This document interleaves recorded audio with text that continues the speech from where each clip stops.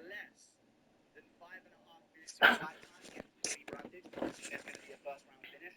And I also think that Orange Lucer is going to land less than 69.5 significant strikes against Philip Rowe because there's too much. That's too much of a high significant strike count to account for all of the other ways a fight could possibly finish early.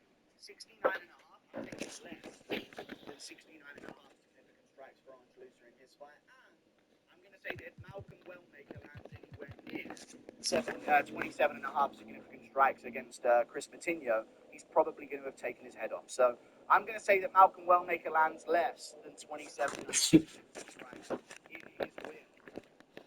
Put down 20, you get back to 20 for that. So best of luck and do it responsibly. We get back to the video. And move on up the card to Philip Rowe versus Orange Lucer. I just discussed it.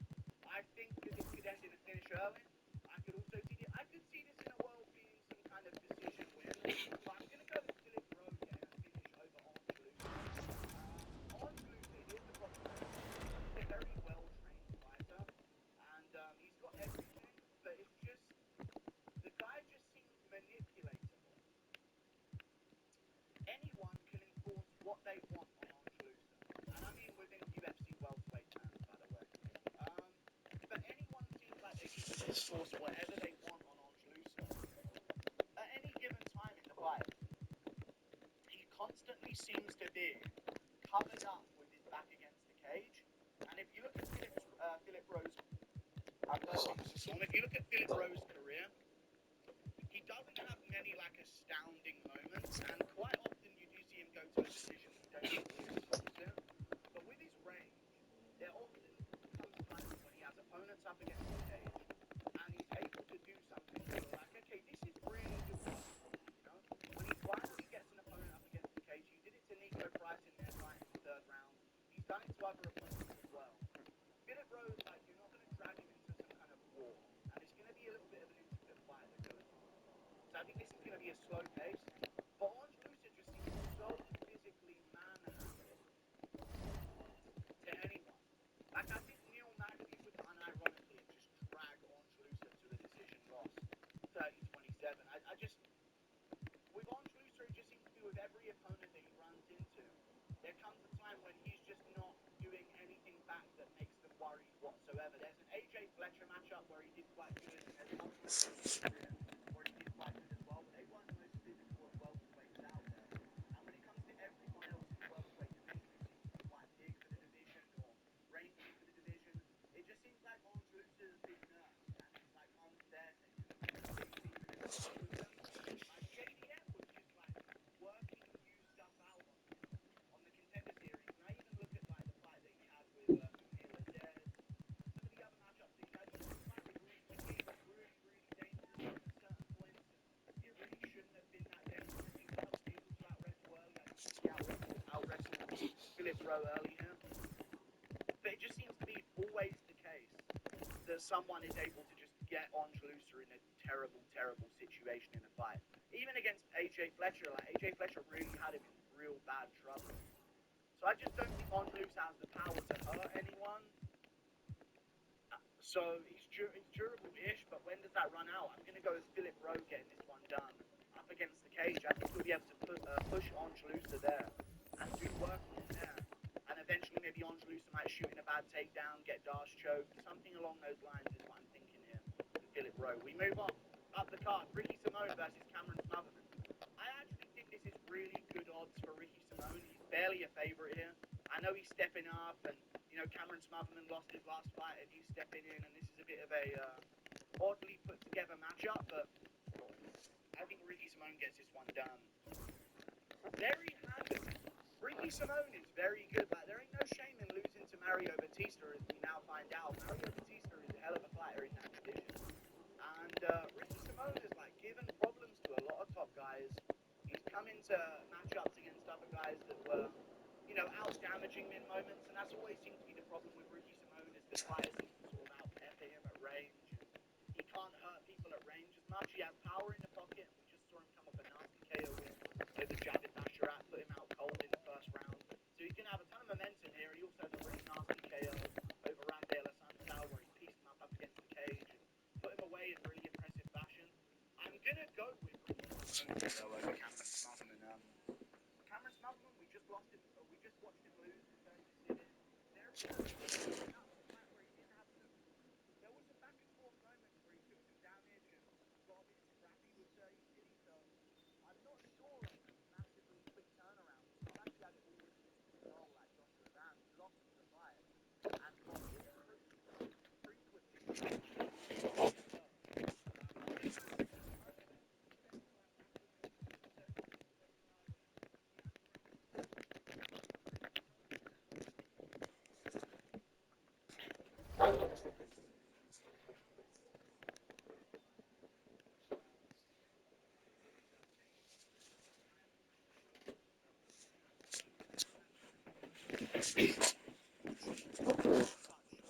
Unprepared circumstances. I trust in Ricky Simone's fundamentals to carry him through a not so prepared fight camp compared to Cameron Smotherman's credentials.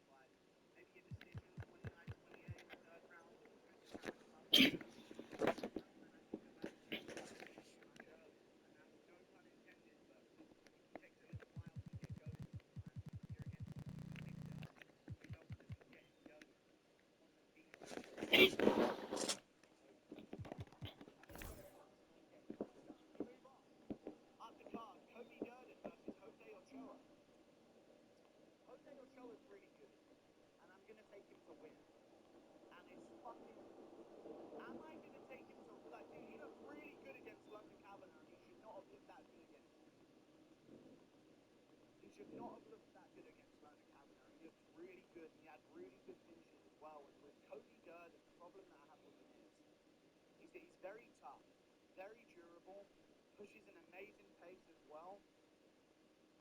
But Jose Ochoa is such a finisher, and he had a real good fight with Lona Kavanagh, who I think is probably the future of the flyweight division. And Jose Ochoa is actually a favorite here. I think that Cody Durden's always had a problem with someone who's composed, well-rounded, and also has some sting and pain in their shots. Durden can hurt opponents too, and he has done before. He's had volume moments and really poured it on certain opponents with his grappling as well. But with Jose Ochoa, he just seems like a latch him up out of nowhere type of fighter with submission potential and submission ability as well. I'm going to go with Jose Ochoa. I think he even had Lona Kavanagh hurt to the body in their fight as well. And I thought that was incredibly impressive, and I don't think he took that in his ideal circumstances. I'm pretty sure that was some kind of mix and matched, put together matchup for him in his debut. So I'm going to go with Jose Ochoa here. There is some good value on Cody Durden as an underdog because we don't know too much about Ochoa yet, but from what I've seen, the guy's just a really nasty finisher, and he makes quick work of people. And if it wasn't for the Lona Kavanagh fight, and this was just a 7-0 guy with a lot of finishes on the regional scene, I'd say Durden will probably give him a lot of things to worry about, and this might be an experienced winners type of fight where Durden goes out there and puts his game on Jose Ochoa. But with Jose Ochoa's performance against Lona Kavanagh, it was the perfect performance for a young prospect, where you showed you're really good because you matched up with a really good prospect yourself and had a really close fight with him. But also, you learn appropriately, where you can tweak a few things and and see that there's a level that you need to get to and you're so close to it. It wasn't like a demoralizing loss where he got chinned and who knows if he'll take punishment the same way or if he got completely ragdolled. You know, it's a different situation. So I'm going to go with Cody Durden losing. I'm going to say that Jose Ochoa is going to go out there and get a finish at some point. I could even see a body shot finish, like a kick to the body from Jose Ochoa, hurting Cody Durden and putting him down. And then maybe Durden goes in for a bad takedown attempt and something into... Wherever the road takes you, Chevy is ready to drive you forward. With pure power unleashed and future-forward technology, every path leads to new possibilities. Chevrolet, together let's drive. Of a finish happens from there. So I'm going to go with Jose Ochoa getting this one done, hurt him with strikes, and then go for a submission afterwards is what I'm going to say Jose Ochoa does here. So I'm taking Ochoa by finish in the first 2 rounds. We move on. Malcolm Wellmaker versus Chris Moutinho. So I'm going with Malcolm Wellmaker. I've been talking about Malcolm Wellmaker for a long time. You know, you guys know I'm with Cameron Simon, and I even picked Malcolm Wellmaker to beat Simon. I said he would land that shot, that counter hook, as Simon came in the first round, and I've never been so sad to be so right in my life. I've been paying attention to Malcolm Wellmaker for a while now. I remember he had a fight, if I'm not mistaken. I think he was having fights on Masvidal's Icon Fight League, I think. So there's actually some hidden experience there, because I think those go down as exhibition matches. But Malcolm Wellmaker, really nasty power, really good sprawls. He's very athletic, so I think even if he doesn't have the intricacies of the grappling down, and maybe someone eventually will out-grapple him, and maybe someone with real striking skill will be able to outstrike him with some kind of background.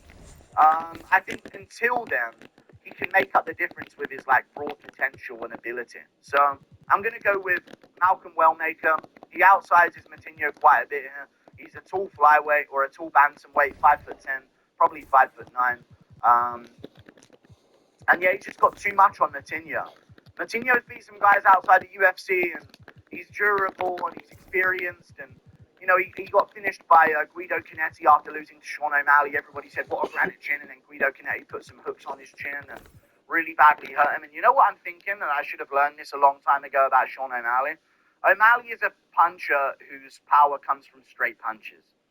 You know, when you look at a lot of O'Malley's wins, and I know when he catches someone falling into his punch, his power can be amplified when he caught that hook on, Aljamain Sterling, but it's not... O'Malley's power doesn't come from, his width, you know? It comes from, all effort, straight punches, 1-2 down the pipe, catches Eddie Wineland, puts him away, and even against Chris Moutinho, you saw in that fight that he was doing a lot of punching straight to the face of Moutinho, which is why all the memes of Moutinho getting hit in the face over and over again come from. Because he's just having his head popped back the whole fight by straight punches. O'Malley doesn't really and I think this is why Moraes was able to hurt Merab and why Henry Cejudo was able to hurt Merab, but not O'Malley, is because those guys were landing hooks, proper step in, find the angle, turn it over, and land a really powerful hook on Merab. And that's why Moraes and Cejudo had Merab in some level of trouble in their fight. But with Sean O'Malley, he doesn't seem to have that in the pocket, punish you with a really nasty hook, unless he already has you hurt with a straight punch.